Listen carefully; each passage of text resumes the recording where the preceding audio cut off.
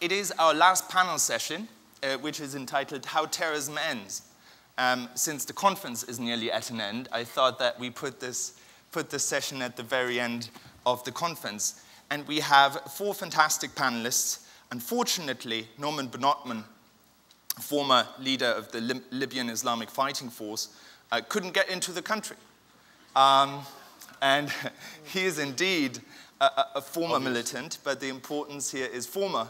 And some of the visa authorities have not realized yet that he has completely abandoned his previous beliefs. So I won't be able to present you Norman Benotman, but I have nevertheless 4 excellent guests who will talk very competently about this issue. First, I would like to introduce Professor Audrey Kurth-Cronin, who has recently published a book from which we have shamelessly plagiarized the topic for this session.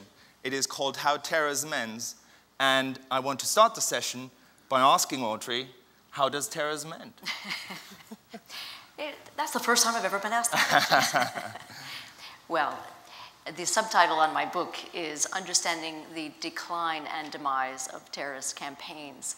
So the obvious answer to the question, how does terrorism end, is that terrorism as a phenomenon obviously doesn't end.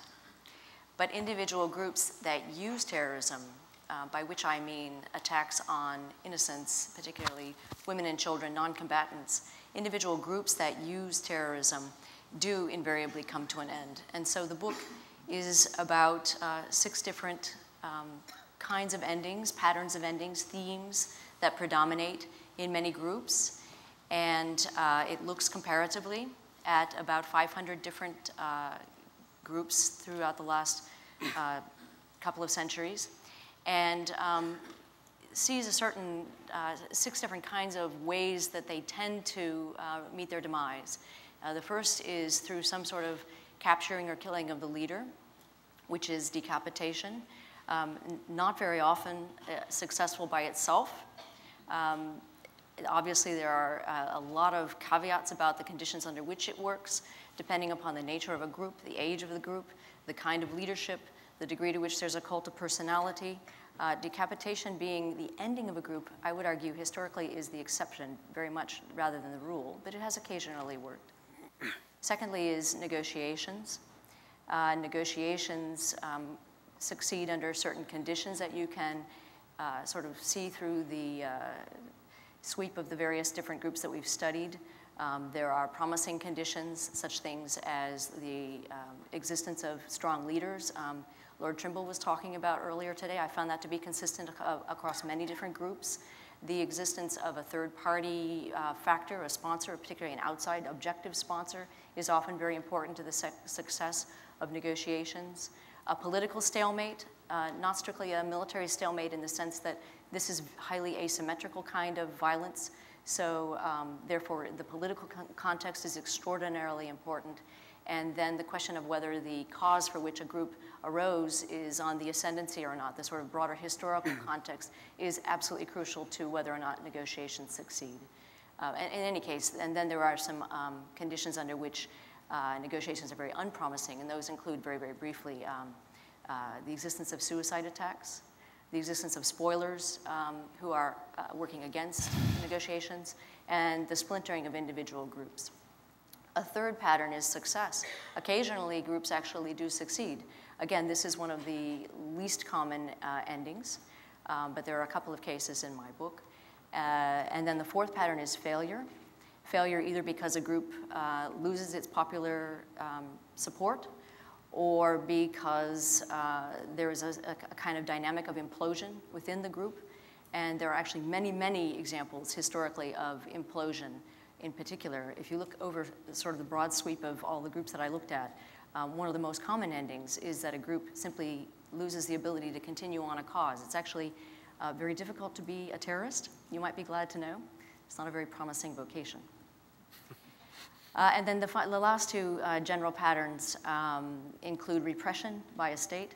I did find a couple of cases where states were willing to simply engage in a kind of scorched earth policy, and if you're willing to kill everyone and everything, occasionally repression has historically worked.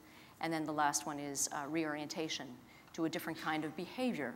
Not necessarily the ending of violence, but that reorientation can be toward criminality or toward more traditional kinds of violence like insurgency or even conventional war.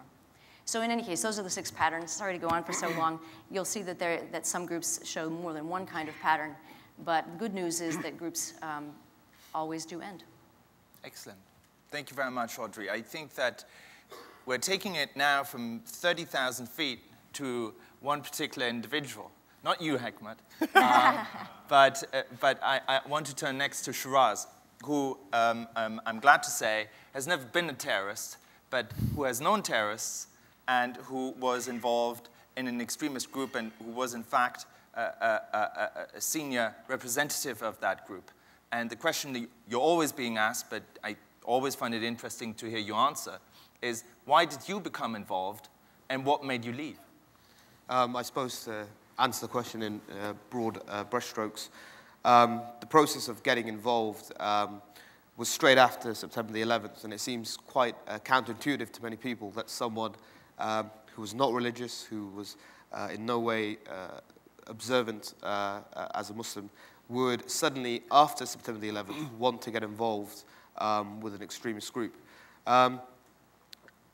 But very much I found that groups, particularly radical Islamist groups, grew in the immediate aftermath of September the 11th. And I think there are a whole host of reasons for that.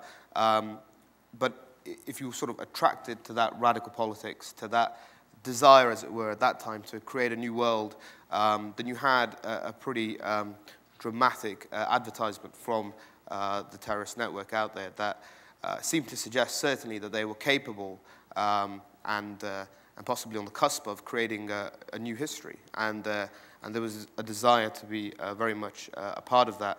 And of course, it's sort of laced with all the ideas that this is your religious obligation and that this is the path to salvation for eternity. And so it suddenly becomes a very, not just pressing issue, but obviously a vital issue and a crucial one. But how did it happen in your particular case, Shiraz? So with me, I went to the mosque to speak to people, really just to find out what Muslims were thinking of September the 11th. And I met representatives from the group I ended up joining, Hizb ut-Tahrir, and they present themselves as a political organization, ostensibly non-violent, and it seemed very interesting. They had this well thought out, seemingly idea that sort of was a panacea to all the world's problems. It was revolutionary. It was a total and comprehensive solution to pretty much every problem that you could throw up. I remember, in fact, when I was involved, my cell leader saying, there's no problem that we can't link back to the absence of the caliphate. And you could just take everything back to that. And so, and that's what we would do. And so we believed that by creating the Islamic State, we would overcome all these problems and liberate the world, including non-Muslims. And then very much the sort of process of sort of getting out of that and leaving was, really, I was in the north of England. I was living up there. I was running the group in that area. So every day I was spending time with the organization. All my friends were in the organization. And there was very little time to reflect, I suppose, critically. And then I moved. And I moved to a part of the country where there really weren't other members. And that gave me space, intellectual space and physical space to reassess what I was looking at, what I was propagating. And I began to sort of read more widely and read around what I believed in.